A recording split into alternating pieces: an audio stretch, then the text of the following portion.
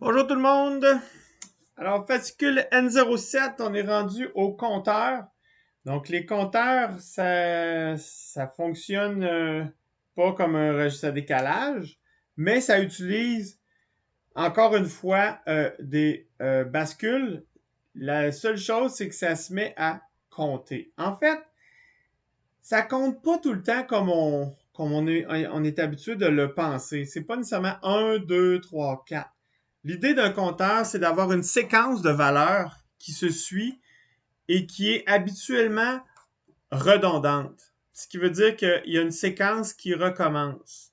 C'est pour ça qu'on appelle ça un compteur. Et elle peut être dans un sens ou dans l'autre. Ça veut dire qu'elle tourne d'un bord ou de l'autre.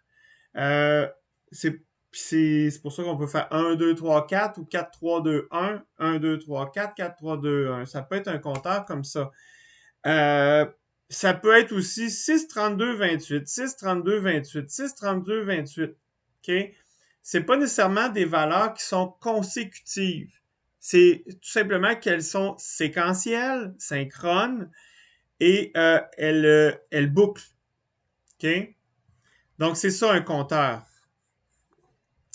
Les notes de cours sur les compteurs sont pas parfaites, sont pas complètes. Je vais devoir compléter au tableau. Mais vous avez déjà suffisamment de compréhension, euh, j'ose espérer, sur le langage qui vont vous aider. Puis on va continuer à dessiner des circuits le plus possible. Donc, ce qu'on va voir pour ce fascicule-là, c'est qu'on va voir comment on fait pour faire des compteurs simples, donc qui sont à séquence consécutive. Puis, on va aussi voir comment on conçoit des compteurs qui ont une séquence qui est non consécutive. Remarquez que je parle toujours de séquence quand même. Les valeurs ne sont pas consécutives, mais ça reste une séquence qui va être toujours la même. OK? Euh, Puis évidemment, on s'assure que je veux m'assurer que vous comprenez bien la structure du circuit d'un compteur. Vous allez voir que vous ne serez pas déboussolé. C'est la même structure que tous les circuits synchrones. Donc, OK. Donc, les compteurs sont des machines numériques qui permettent de donner une valeur numérique sur plusieurs bits en sortie et selon une séquence bien définie. OK. Un compteur ne prend pas de décision si ce n'est que de compter ou non. OK? C'est pas vraiment une décision, c'est je m'active ou je m'active pas, je vais dans un sens ou dans l'autre, mais c'est tout. OK? Je me reset. Donc, c'est pas vraiment une prise de décision, c'est plus on contrôle, on contrôle le fonctionnement du compteur par des bits externes. OK? Euh, Pourquoi je fais une distinction avec la prise de décision, c'est que il existe aussi des machines à état qui, elles, ne sont pas nécessairement des compteurs, mais qui permettent justement de prendre des décisions. Euh, il peut y avoir des machines à état, justement, des fois, qui ont de l'air d'être des compteurs parce que la séquence est linéaire. Mais comme il y a une prise de décision, on les appelle plus compteurs parce que elles prennent une décision en fonction de conditions d'entrée. Et c'est ça qui fait que c'est pas un compteur, c'est une machine à état. OK? Vous allez voir ça en automatisation un peu plus. Dans certains cas particuliers, on peut mentionner le sens du compte au compteur, mais ce qui distingue un compteur, c'est que sa séquence est bien déterminée. OK? Les compteurs servent à marquer le temps. Donc ça, c'est une application. Une application des compteurs, c'est marquer le temps ou compter des objets ou compter des événements. Donc, compter du temps ou marquer le temps ou compter des objets ou compter des événements. OK? Il est donc intimement relié à l'horloge maître du circuit parce que la seule marque de temps précise dans un circuit numérique, c'est l'horloge. OK? Il y a une exception à ça, c'est si on utilise une real-time clock, une horloge qui est cadencée avec, par exemple, du quartz pour avoir vraiment la seconde précise. À ce moment-là, on va utiliser ça, on va aller lire le temps, puis on va avoir un horodatage précis. Mais par contre, au niveau de circuit numérique, c'est vraiment une horloge avec un signal carré et c'est la seule chose qui nous marque le temps. Donc, si on va avoir des délais avec du temps, des délais avec du temps, c'est pas pire, ben, on va utiliser l'horloge puis on va compter le nombre de cycles d'horloge pour avoir le délai qu'on a besoin. Okay? Et là, ben, ce comptage-là, ça nous prend des compteurs. Okay?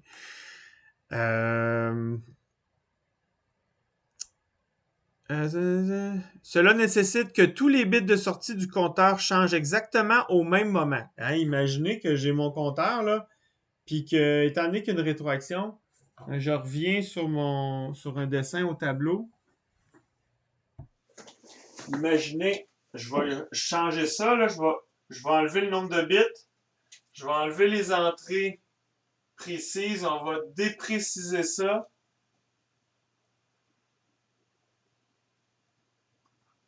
OK, on a ça. Mon crayon, où es-tu, petit crayon noir, je dessine le soir. Ici. Donc, vous avez des entrées qui peuvent être des entrées de contrôle. Entrée, ES, quelconque. Vous avez votre registre qui peut avoir le nombre de bits que vous voulez, hein, N. Puis, vous avez une rétroaction. Ben, si les valeurs qui sont ici ne changent pas en même temps, ça pourrait arriver que ça ici, ça soit branché sur quelque chose de plus lent ou plus rapide. Le problème, c'est si c'est plus rapide. Si la valeur qui est ici change, mais qu'il y a un bit qui change plus vite que l'autre, ben, imaginez que vous avez présentement, regardez ça simple, j'ai 0, puis je veux compter, puis je veux monter à 7. Ben, si les 3 bits qui sont ici, qui sont supposés tomber à 7, ne changent pas en même temps, ça va arriver que, par exemple, si lui est plus rapide que les autres, ça va faire ça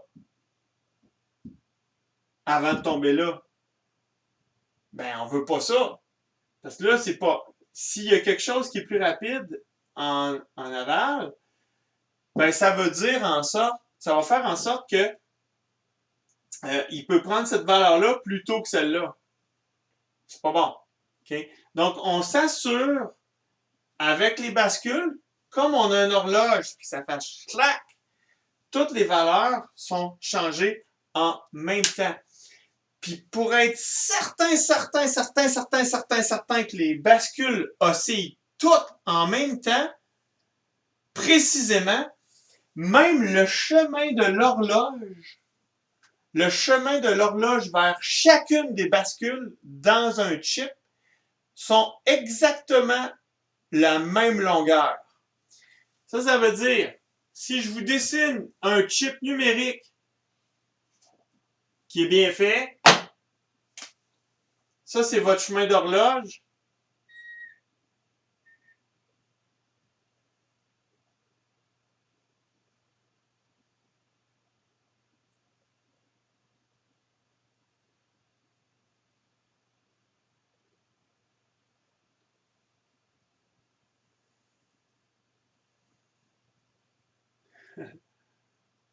Ça faisait longtemps que je n'avais pas dessiné ça.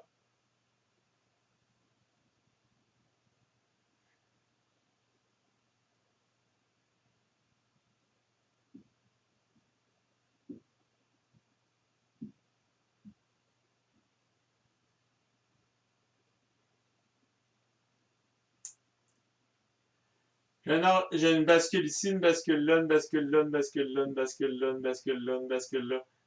On va remarquer, chaque bascule a exactement le même délai d'horloge. Donc, si j'utilise ces 8 bascules-là pour faire un compteur de 8 bits, quand l'horloge va passer, ils vont tous changer en même temps.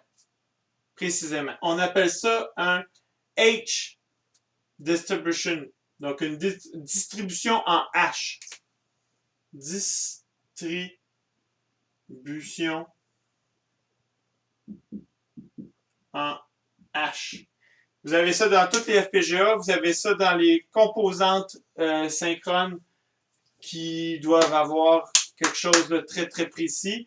Donc, même vos processeurs, on essaye de respecter ça aussi, okay, pour avoir des bascules qui oscillent exactement, qui changent toujours exactement pareil. Et pour avoir cette distribution en H-là, dans notre FPGA, on doit utiliser des signaux, ce qu'on appelle des chemins globaux, des signaux globaux. Donc, les signaux globaux sont faits pour rentrer justement dans des distributions en H. Si vous avez un reset global que vous voulez faire rentrer dans votre composante électronique, on va utiliser cette distribution en H-là, on va utiliser un signal global. Souvent, il va y avoir en avant de ça un ampli. En anglais, on va appeler ça un buffer. Vous allez avoir ce qu'on appelle un G-buff, Global Buffer. Donc, c'est une entrée, c'est un signal c'est un signal qui va être sur une broche particulière et on va utiliser un ampli qui va être sur le chemin du signal. Et cet ampli-là va permettre justement de distribuer assez de courant pour être capable de fournir et d'être tout égal sur toutes les bascules. Donc, on va utiliser un Global Buffer. Donc, plutôt qu'un buffer ou un e-buff qui, lui, serait fait juste pour une entrée standard, qui ne serait pas pour être distribué en hash. Donc, une entrée comme les entrées qui sont ici, les autres, ils n'ont pas besoin d'être distribués en hash parce qu'ils sont utilisés juste sur quelques systèmes, alors que l'horloge, elle, est distribuée sur tout le circuit au complet. Hein, si vous avez un circuit qui a 30 000 bascules, ben il y a 30 000 chemins d'horloge qui s'en vont sur les 30 000 bascules. Okay? Et l'horloge, quand elle passe, les 30 000 sont commutés en même temps s'ils sont activés. Okay? Donc, ça veut dire que ça en prend du courant ici là, okay, pour driver ces bascules-là. Donc, tout ça pour dire qu'un compteur, habituellement, on s'assure que la sortie, c'est ce qui sort. La valeur du compteur, c'est directement la sortie. Ça dépend des applications, mais la plupart des applications, c'est ça qu'on fait. Je vais vous montrer d'autres cas particuliers de compteurs qu'on utilise ça puis qu'on le décode. Bon, dans certains cas, ça peut être correct, mais c'est pas toujours vrai. C'est pas toujours correct. Mais habituellement, c'est un compteur, c'est comme ça. Okay? On appelle ça un compteur, tout simplement. Les autres que je pourrais vous montrer, on appelle ça des faux compteurs. Ou des compteurs quasi synchrones parce qu'on vient décoder la sortie, fait qu'on brise un peu la synchronicité de chacun des bits de sortie. Mais bon. Mais un compteur, retenez ça, c'est la même structure habituelle que ce que vous avez vu jusqu'à maintenant. Okay? Donc, un compteur, ça se code en un seul process. C'est ça que ça veut dire. OK?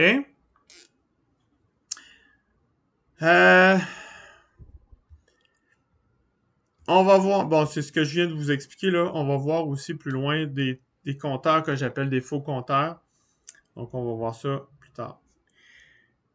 Donc, les étapes de conception pour faire un compteur. Pour un compteur simple, ben, on connaît déjà la diagramme d'état, la séquence. On connaît la séquence, fait que c'est pas difficile. D'autres fois, il faut se l'écrire. Donc, on va avoir comme première étape d'écrire la séquence ou diagramme d'état. Ensuite, on va écrire le process synchrone qui décrit ce diagramme-là. Puis ensuite, on va tester le compteur, puis on teste le circuit. OK? Bon, ben jusqu'à maintenant, c'est pas mal ça qu'on a fait. Donc, la seule chose qui change, c'est vraiment, parfois, il faut décrire la séquence. Fait que, bon. Si on a une séquence consécutive, ben c'est assez simple. Si habituellement le consécutif, c'est plus un, plus un, plus un, plus un. Ben, c'est le fun parce qu'on peut utiliser dans le langage directement une librairie qui nous permet de faire une addition. Donc, sur les nombres. Si vous regardez dans l'aide-mémoire, je vais aller le chercher.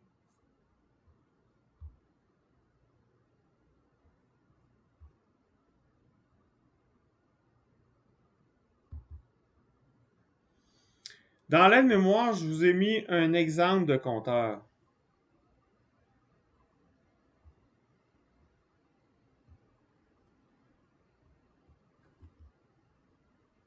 Ça ici, c'est un registre à décalage. Ça, c'est un compteur. Mais là, c'est un compteur particulier, c'est un compteur qui descend. En fait, vous voyez, si je fais moins 1, mais je peux faire plus 1 ou je peux faire moins 1. Je peux faire plus 2, moins 6, moins n'importe quoi, OK? Je peux faire ce que je veux. Je suis Dieu. Quand je code. Seulement quand je code. Donc, je peux faire ce que je veux. Un compteur, regardez, ça, c'est un compteur. Avez-vous remarqué? Tout ce que j'ai besoin, c'est un seul signal, puis un seul process synchrone. Puis encore une fois, c'est encore la même structure. Vous allez me dire, oui, mais c'est la même structure qu'un registre à décalage. Oui, parce qu'un registre à décalage, ça se fait en un seul process. Ce qui change son comportement, c'est ce qu'il y a en avant ici, qui est un nuage dans lequel on va mettre des portes logiques. Puis on a juste à dire le comportement. Il faut juste comprendre le comportement qu'on décrit. Puis ça va générer le bon circuit. C'est le fun, vous n'avez pas besoin de sortir les équations. C'est ça qui est le fun. On a juste à comprendre c'est quoi le comportement. Dites-vous une chose, à chaque fois que c'est un signal d'activation, c'est bien souvent des portes E qui sont utilisées. Parce qu'un porte E, ça nous permet de faire une activation conditionnelle à une variable. Ben, quand que vous avez un if changement égal à 1, then machin truc, ben cette assignation-là, par exemple, va être en fonction de. Ça va être plusieurs petites portées qui vont être mises dans le chemin pour activer cette assignation-là. Sinon, ben ça va être une autre type d'assignation. Et pour chaque bit, on va faire des assignations avec une équation spéciale. Mais même chose pour le compteur. Le compteur, la différence, c'est que les conditions vont être ajoutées à l'incrémentation et à la remise à zéro du compteur. Mais voyez-vous, je ne suis pas en train d'activer un décalage, je suis en train d'activer un compte, un changement de valeur. Donc, le comportement est différent à cause de ça, mais ça reste la logique combinatoire que je mets devant des bascules. Puis comme c'est la même structure, ben je le code avec un process synchrone de la même façon que j'ai codé jusqu'à maintenant. La seule chose qui va changer, c'est la ligne, la façon d'écrire une ligne. On a vu que des registres à décalage, hein, c'était des concaténations de bits qu'on déplace, on change de place, alors qu'un compteur, on va incrémenter ou décrémenter la valeur en fonction de certaines conditions. Donc, le compteur qui est ici, donc on remarque encore une fois la poutine habituelle, hein? Ça, process clock and clock even, clock égale à 1, machin truc. Puis en dessous de ça, ben c'est justement mes conditions qui me permettent de compter. C'est aussi simple que ça. Fait que si, admettons, on va se faire un exemple. Je veux me faire un compteur qui va compter pour 1 seconde. Je vais aller au tableau avec ça. OK, on va se mettre des conditions. Je veux faire un compteur qui compte 1 seconde. On va le faire de deux façons. On va compter 1 seconde en montant, puis on va faire 1 seconde en descendant. OK?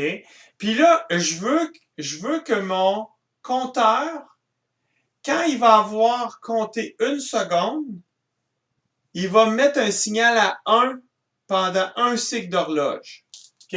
Ça veut dire que si je fais le chronogramme de ça, CLK, underscore I.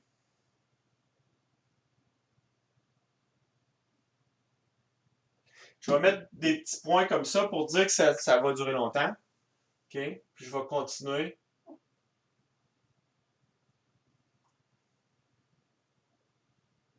OK? Ça va être le début du compte. Ça va être la fin du compte.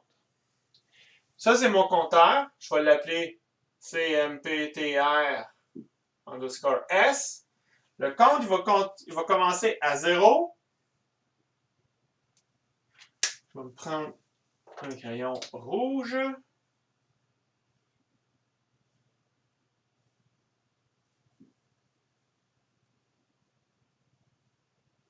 OK. Puis, il va partir à 0. 1, 2,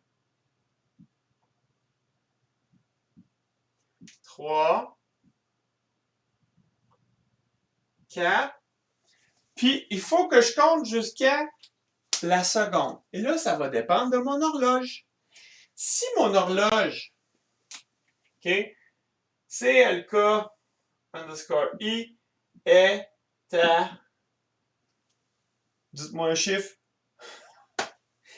Je vais mettre un chiffre. On va dire 12 MHz, OK? 12 MHz. Pourquoi 12? C'est parce que c'est ça qu'on a sur notre board. 12 MHz. J'ai déjà eu un board qui était à 48. J'ai déjà eu un board qui était à 50. J'ai déjà eu un board, il a fallu que je la change, l'horloge, pour l'ajuster en fonction des travaux que j'avais à faire. J'avais à faire un oscillateur pour contrôler un écran. J'ai dû passer par ce qu'on appelle un PLL, Phase Lock Loop. Donc, on peut prendre l'horloge, la monter ou la descendre. On peut jouer avec ça. Il y a des principes qui nous permettent de jouer avec les horloges, qui nous permettent d'ajuster justement certaines choses. Mais là, nous autres, on veut voir les compteurs, on ne veut pas ajuster les horloges, on veut compter. On a une horloge de 12 MHz. Comment on fait pour compter une seconde? Bien, pour compter une seconde avec du 12 MHz, il faut compter jusqu'à 12 millions. À 12 millions, on va pouvoir faire OK, j'ai fini. OK. 12 millions. Ça donne combien ça? J'ai pas ma calculatrice proche. Bougez pas. On va calculer ça. 12 millions. 12 millions. J'ai-tu une calculatrice là-dessus? Sûrement. Calculatrice.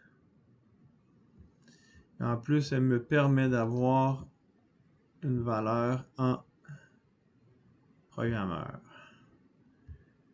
12 millions. 12. Pourquoi qu'il l'a pas? Voyons. C'est 12. 1, 2, 3. 1, 2, 3. En hexa, ça donne B7, 1, B0. OK. Donc, B7, 1, B0. Ça, hein? Un B00. OK. Ça veut dire que ça me prend 16 plus 8. Ça veut dire que ça me prend 24 bits. Ça me prend 24 bits non signés. Attention, le B ici, là, il y a un bit à 1. Le plus significatif est à 1. Mais ça me prend une valeur non signée. Si je la prends non signée, pas de problème. OK? Donc, non signé. Rendu à B7, 1, B00, je vais être à 12 millions. Ben, allons-y. Je vais avoir ici ouais, moins 1 parce que je pars à 0. Ça, c'est le nombre de comptes que je dois faire. Donc, je vais faire moins 1 de ça. Ça va me donner B7, 1, B-1, ça donne A, FF. OK? Donc, ça veut dire que je vais avoir ici B7, 1, A, F, E.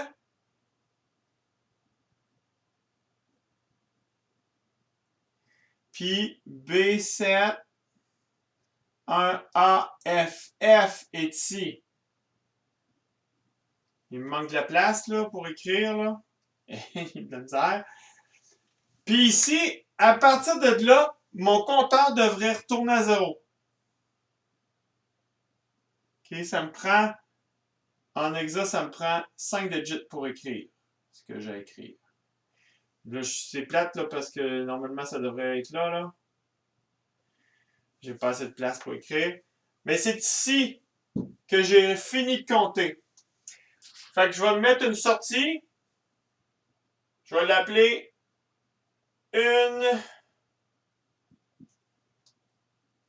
sec underscore out. Une sec underscore out va tomber à 1 ici, puis tout le reste va être à 0.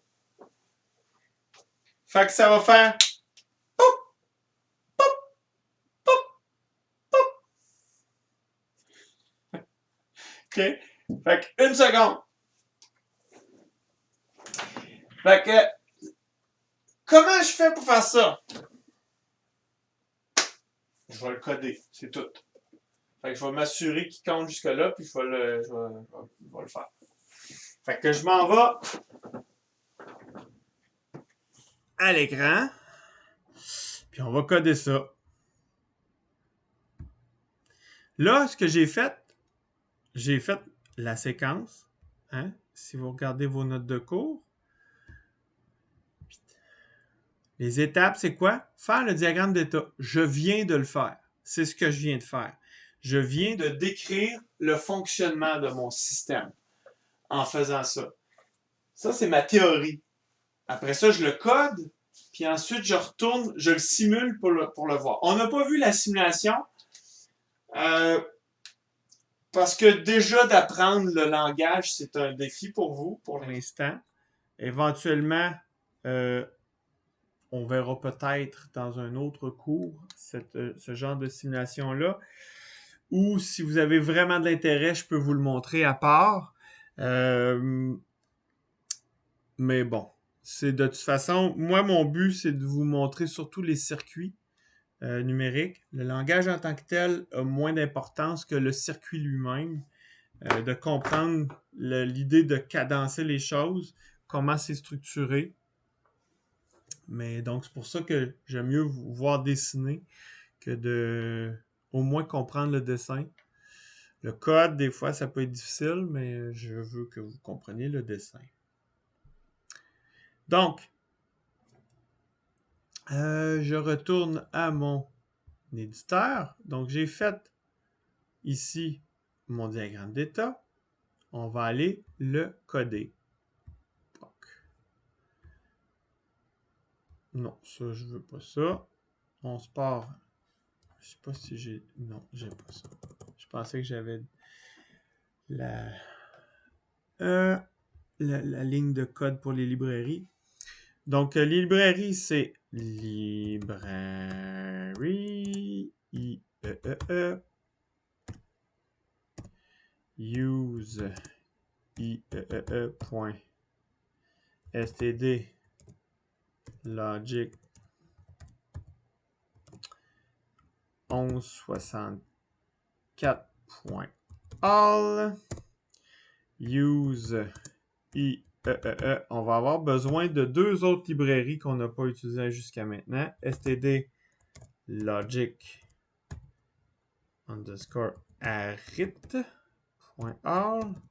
Ça, c'est pour faire de l'arithmétique. Point virgule que j'ai oublié. Et l'arithmétique, on va la faire sur des nombres non signés. Donc, use i-e-e.std logic unsigned. Point virgule. Et là, vous allez dire, comment on fait pour savoir ça? C'est les seuls que vous allez avoir besoin. Il n'y a pas grand-chose de plus. Oh non, c'est pas vrai. Vous pourriez chercher une librairie pour faire des calculs logarithmiques, par exemple, ou écrire dans des fichiers texte si vous aviez à faire des simulations plus complexes. Ça se trouve sur le web.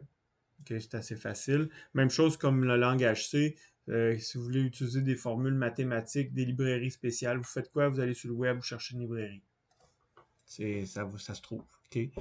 Donc, mais la plupart du temps, là, juste ces trois-là, là, c'est en masse. Ensuite, NTT. Je l'appelle CMPT une sec. OK. CMPTR, j'aimerais mieux. CMPTR une sec. OK. Is port, ouvre la parenthèse, and, oups, excusez, ferme la parenthèse, point virgule, and CMPT une sec, point virgule. Je vais avoir besoin, je retourne au tableau. Qu'est-ce que j'ai besoin? J'ai besoin d'un clock. Mon signal compteur S, c'est un compteur interne. OK? J'ai-tu vraiment besoin de sortir la valeur du compteur en sortie? Pas nécessairement. Donc ici, moi, j'ai juste besoin d'un bit qui va dire « OK, j'ai fini ma seconde. » Bon.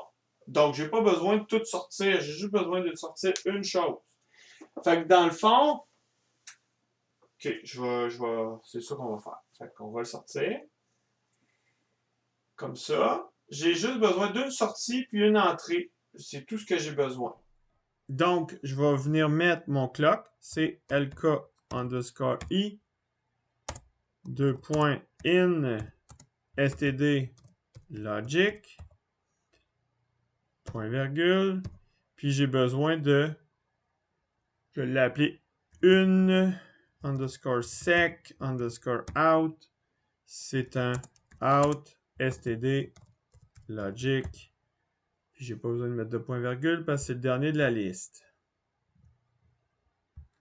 CTRL S, il va me demander de sauvegarder ça. On va aller mettre ça dans notre de cours. On va l'appeler fascicule N07. Exemple. Oh non, je vais l'appeler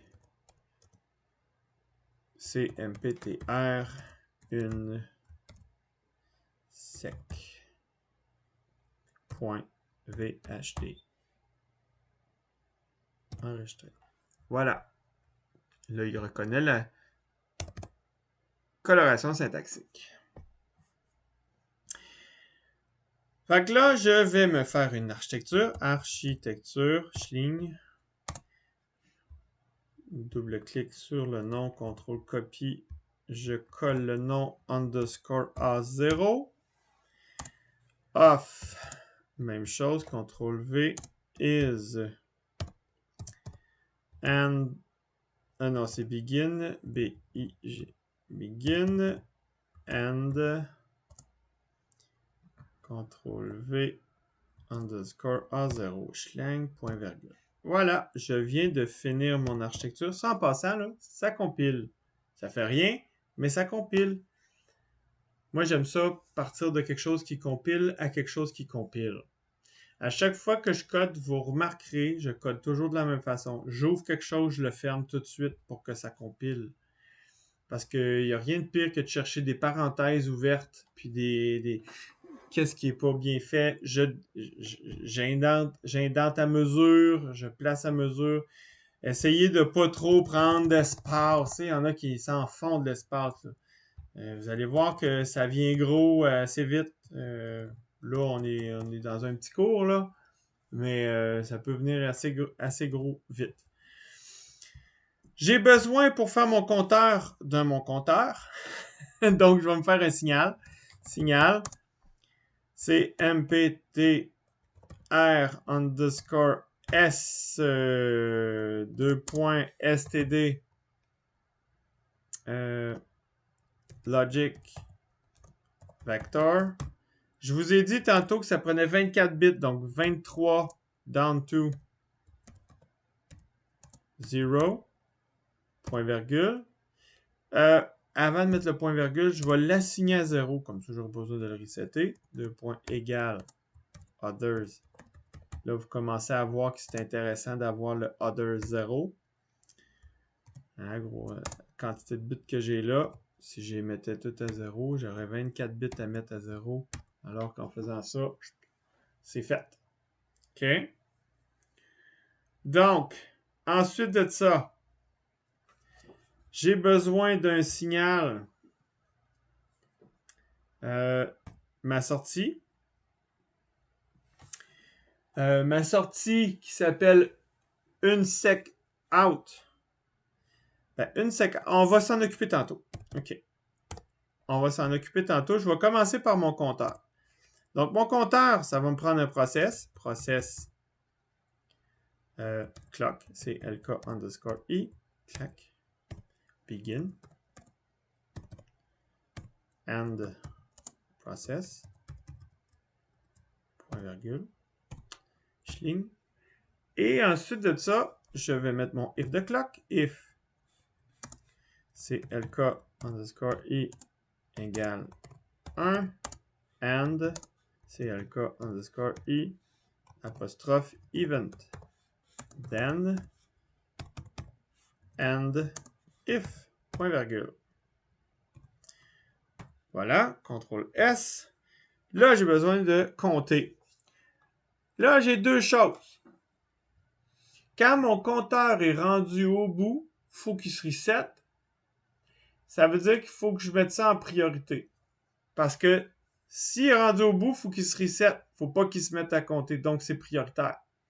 Fait qu'à cause de ça, je vais marquer if cmptr underscore s égale la valeur du compte final qui est x guillemets que je cherche tout le temps.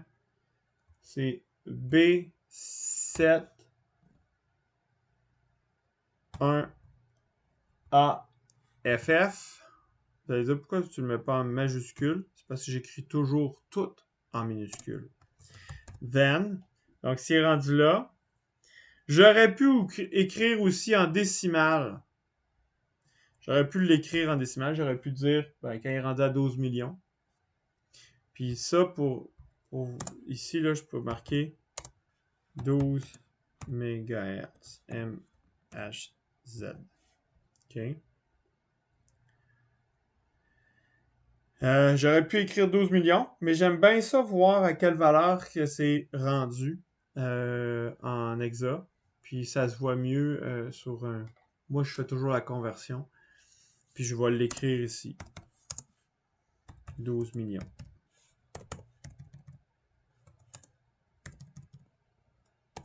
OK. J'avoue que ça dépend des compilateurs. Il y a des compilateurs qui ne le prennent pas en décimale. C'est peut-être pour ça que j'ai pris cette habitude-là. Peut-être qu'aujourd'hui, ça a changé, puis j'ai pas fait mon changement, moi. Ça se peut. Ça se peut très bien. J'ai pris cette habitude-là de mettre tout en hexadécimal quand je code en langage. Même en C, j'ai écrit ça en hexa. Ça dépend en fait de la valeur. Quand c'est des valeurs binaires que j'ai besoin pour faire du contrôle, je vais faire ça en hexa. En tout cas, bref. C'est un choix.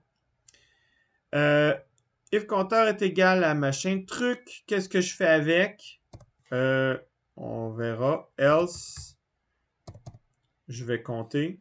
Puis end if point virgule. Donc, je commence par faire ça. Donc, si j'ai la bonne valeur, je remets, c'est mptr underscore s assignation à others.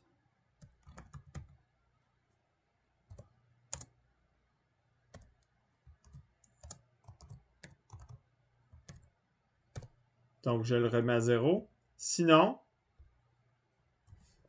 c'est mptr underscore s assignation à cmptr underscore s plus 1. Point virgule. Voilà. Je pense que je peux écrire plus 1 tout court ici. Ça passe. Je n'ai pas besoin de mettre les guillemets. il va le prendre comme étant un entier. Mais ah non, il prend pas les entiers. Non. En mettant un seul bit à 1, là, il va faire une conversion pour le mettre en STD Logic Vector. Ouais, je pense que c'est ça. Donc, en faisant ça, ça passe. Donc, plus 1. Fait que là, il va compter, il va compter, il va compter. Puis quand il est rendu au bout, il retourne à 0. Puis là, il compte tout le temps. Touf, touf, touf, touf, touf, touf. Si vous faisiez juste compteur plus 1 tout le temps, ce qu'il ferait, c'est que là, il monterait au maximum sur 24 bits. Donc, il se rendrait à FFFFF, puis rendu à FFFFFF, il rebouclerait. OK? Donc, c'est ça que ça fait. Puis, il continue à compter. Mais là, on veut compter exactement 12 millions de cycles, donc on n'a pas le choix. Il faut lui dire quand est-ce se resetter. Fait que c'est ça ici. Fait que j'ai fait 12 millions moins 1 parce que le 0 est compté. Sinon, je vais avoir une fraction de 12 millionièmes de seconde de différence. C'est pas énorme, mais après quelques jours, ça peut paraître. OK? Donc, si vous avez une horloge qui est précise, puis que vous voulez avoir quelque chose qui va garder le temps comme il faut, comme une montre, il faut que ça soit précis. OK?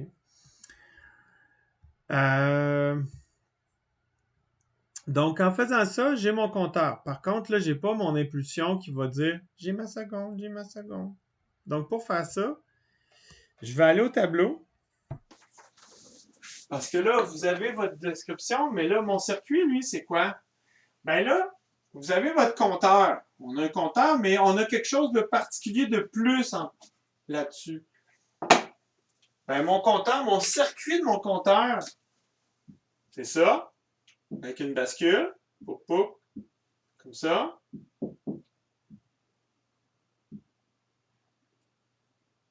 OK? Ça, c'est 24 bits. OK? Puis, j'ai pas d'entrée là-dedans. J'ai 0 entrée. Ça fait juste plus 1. Puis, reset.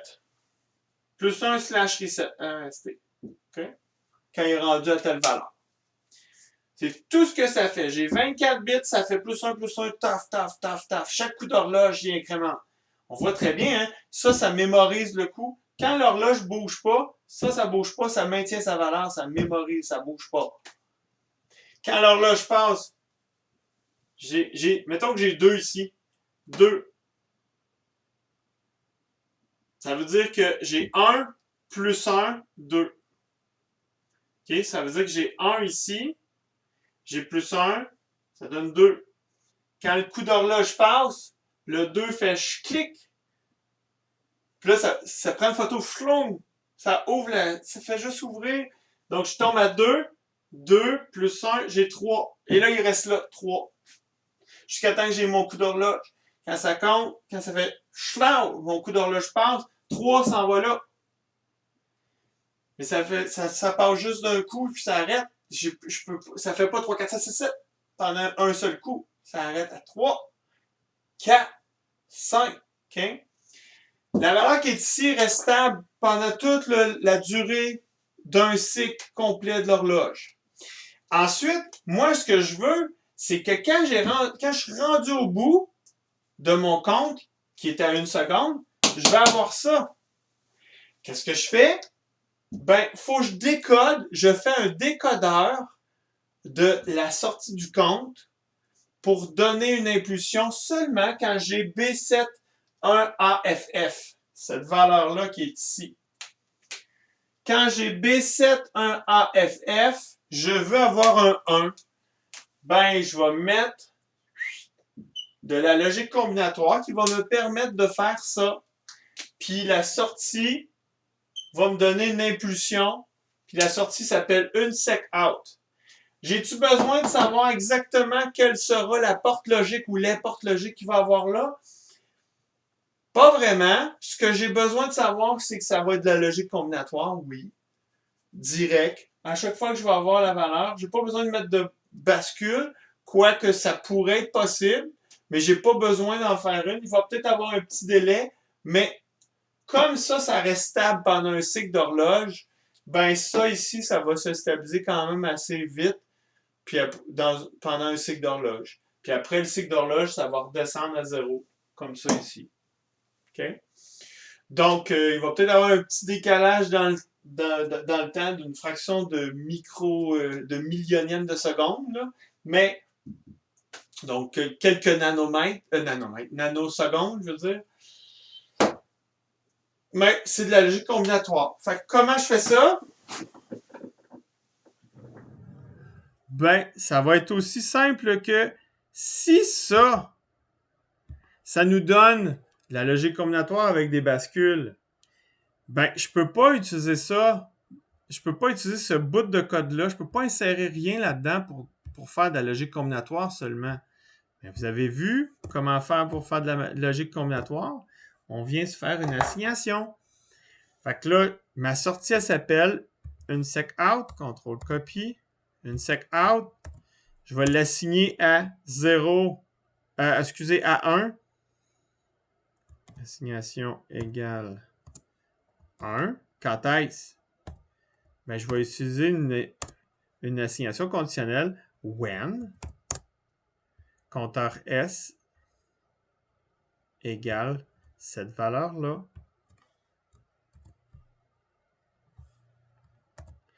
Quand le compteur va être égal à ça, ben, je vais mettre 1, else,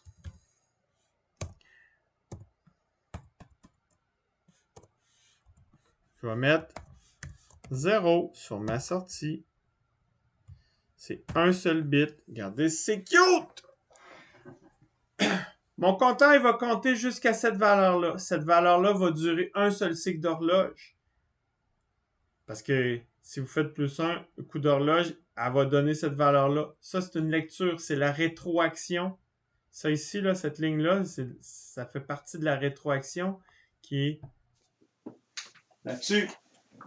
Quand je vais lire la valeur B71AFF, ça va rentrer ici. Je vais avoir B71AFF là, mais je vais avoir B71AFF là aussi. Donc, j'ai B71AFF là, B71AFF là. Ça fait reset ici, mais en même temps, j'ai 1 à la sortie.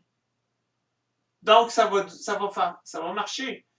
Donc, ça va faire exactement là. Quand j'ai B71AFF, la prochaine valeur sera ça, mais en même temps, j'ai 1 à la sortie. J'ai exactement ce que là. OK? Puis ensuite, coup d'horloge suivant, il va tomber à 0. Donc, ça sera plus bon. Ça va donner 0 parce que ma condition que j'ai ici, ça dit que si j'ai pas B71AFF, ça donne 0. Et voilà. Je viens de faire un compteur. J'ai eu besoin d'un compteur pour me faire un signal d'impulsion. Et là, imaginez n'importe quelle patente à gosse que vous avez besoin pour compter du temps, faire une impulsion quelconque. Ça va être le même principe. Il suffit de penser comment vous faites les choses. Puis avez-vous remarqué qu'il faut absolument comprendre cette structure-là? Parce que le compteur va toujours avoir à peu près la même forme ici.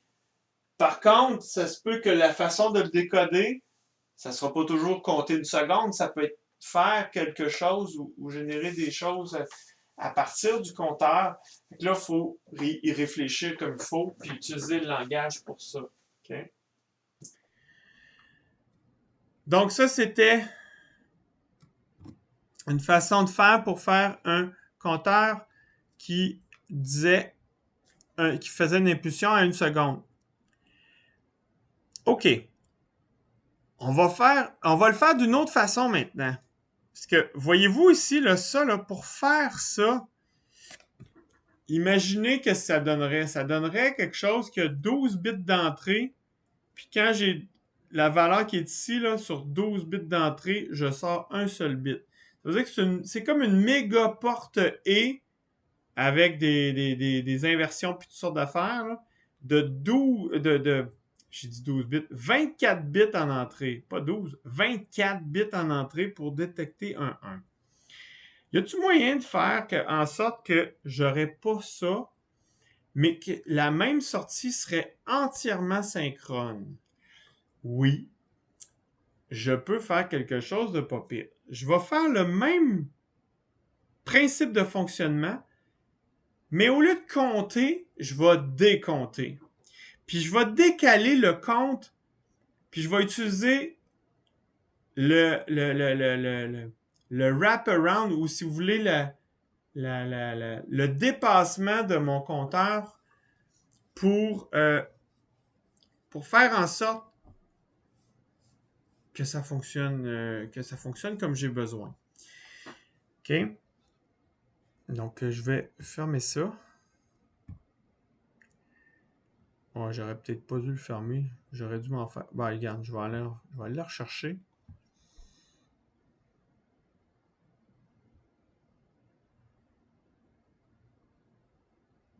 OK. Puis, je vais le sauvegarder sous. Je vais m'en faire un deuxième. OK. Enregistrer sous.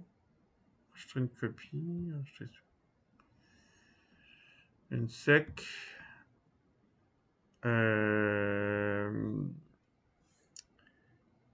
Je vais l'appeler décompteur. Décompteur une sec. OK. Fait qu'il va s'appeler décompteur une sec. Décompteur une sec. Décompteur une sec.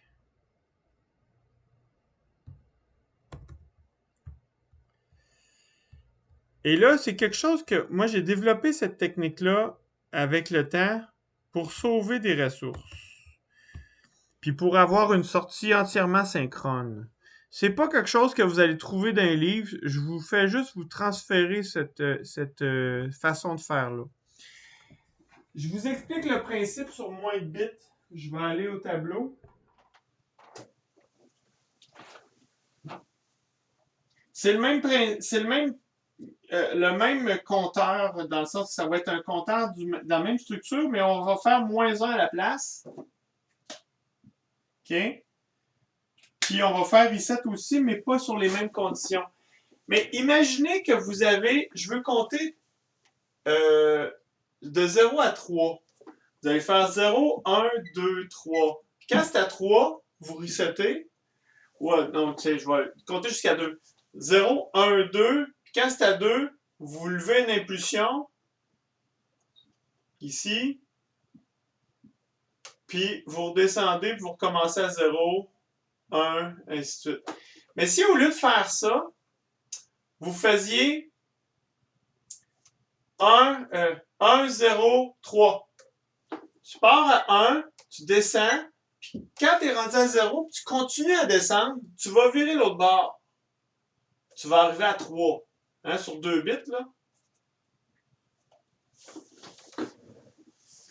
Donc, si je mets ça sur 2 bits, je vais partir à 1, je descends à 0, puis je continue à descendre encore, ça va donner 1, 1.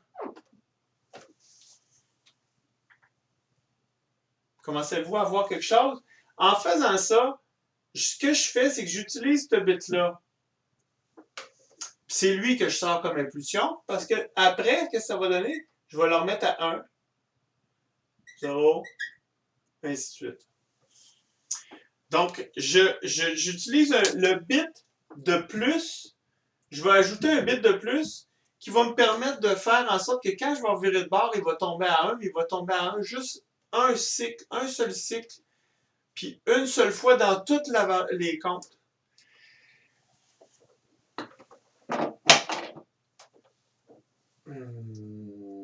C'est peut-être pas clair. Je vais le faire, puis je vais l'expliquer d'une autre façon en le faisant. Vous allez peut-être mieux comprendre en le faisant. Mais ce que ça montre, c'est que je vais passer à 0, mais comme j'ai besoin d'une valeur qui est sous 0, comme j'ai une valeur qui est sous 0, la valeur du compte vers jusqu'où je vais, à partir de où je vais compter, ça va être une fois de moins encore que ça. Donc, le compteur, je vais le partir en haut, contrôle copie.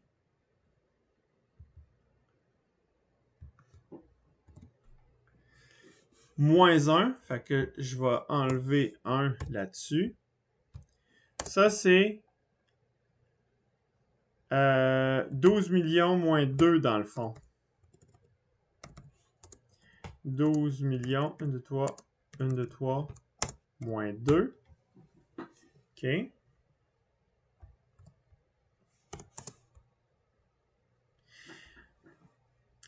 Puis, ici, au lieu de faire ça, je vais dire, je vais me rajouter un bit de plus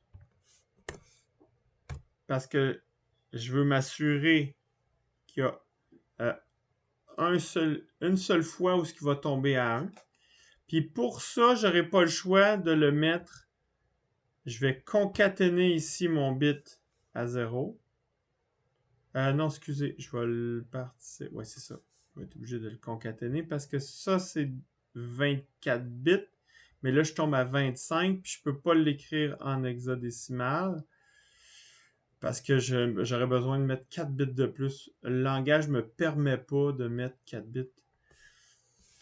De mettre un seul bit pour un digit hexadécimal. Donc, à cause de ça, je suis obligé de faire ça autrement. Fait que je vais faire ça. Concaténer. Comme ça. Tatam. Et là, ça a marché. Fait que là, je force mon bit de plus à 0. Ça sera plus utile, mais on va le changer tantôt. Je vais le mettre en commentaire pour l'instant. Et là, ce que je veux surtout vous montrer, le principe de faire flasher mon unsec out là, est plus ou moins important. Je veux juste vous montrer que je peux aussi faire ça. Je peux faire une soustraction.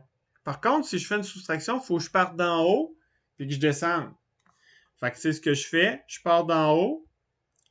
Puis quand je suis rendu à 0,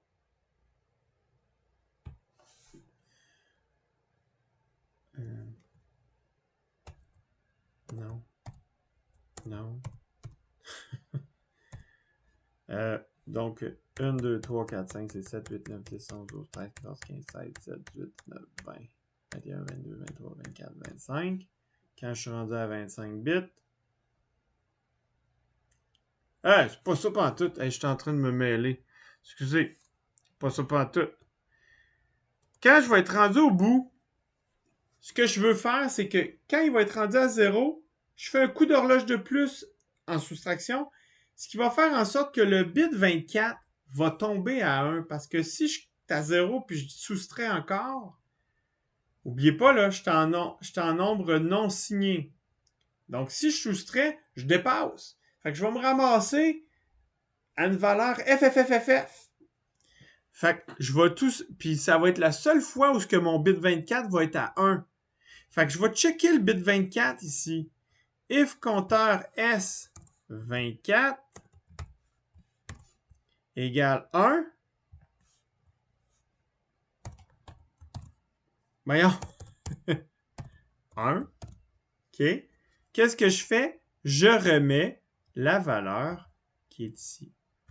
Contrôle copie.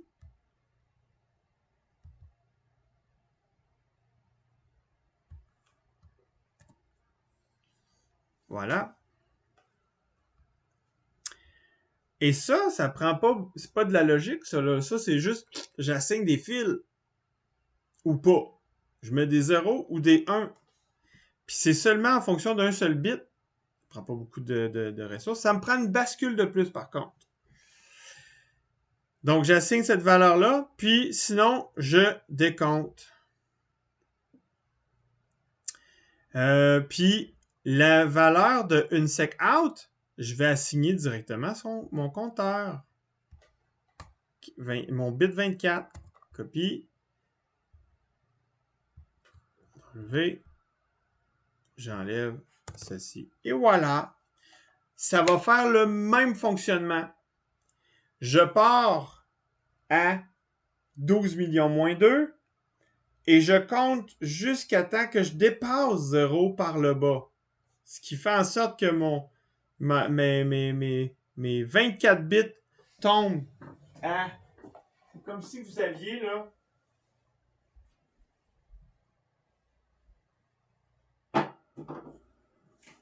je compte 3 petits points. J'arrive une moment donné, j'ai 0, 0, 0, 3 petits points, 0, 0, 1. Je continue à descendre 0, 0, 0, 0, 3 petits points, 0, 0, 0. Puis je continue à descendre, ça va faire 1, 1, 1, 1, 1, 1, 1, 1, 1. Ce bit-là, comme je l'ai ajouté, il est toujours à 0 dans le temps, sauf quand il vient de virer de bord. Puis quand il vient de virer de bord, ça c'est mon impulsion. J'utilise le bit 24 pour le sortir. J'ai donc plus besoin de ça. J'ai un bit de plus ici. Au lieu de 24 bits, j'en ai 25. Donc j'ai le bit 24 qui est le 25e bit. Donc j'ai besoin de 25 bits. Puis le bit 25, je vais me faire un bus comme ça. Le bit 25, excusez, le bit 24, ça s'appelle CMPTR 24. Je le branche, excusez, mais je manque de place. Je le branche sur ma une sec out. Donc, j'ai même pas de logique combinatoire, c'est juste du branchement. Par contre, j'ai une bascule de plus ici. Puis ici, ben, ça change un petit peu mon fonctionnement de ma logique, mais ça me donne moins de ressources en logique combinatoire. Ça me prend plus de logique, pas de logique, mais de bascule. Ça prend une bascule de plus. Fait que là, ça vous permet d'avoir une autre façon de faire. Si jamais vous manquez de logique, mais vous avez des bascules de lousse, ça marche. Si vous avez besoin de bascules de plus, puis vous avez de la logique, ben là, vous faites. Tu sais, vous avez deux façons de faire différentes. En tout cas. Bref, c'est une autre façon. Si vous n'aimez pas ça, vous passerez là-dessus. Je ne vous poserai pas de questions sur ça. C'est un surplus. OK? Fait que voilà. Ça s'arrête pour le premier exemple de compteur. Ciao, ciao.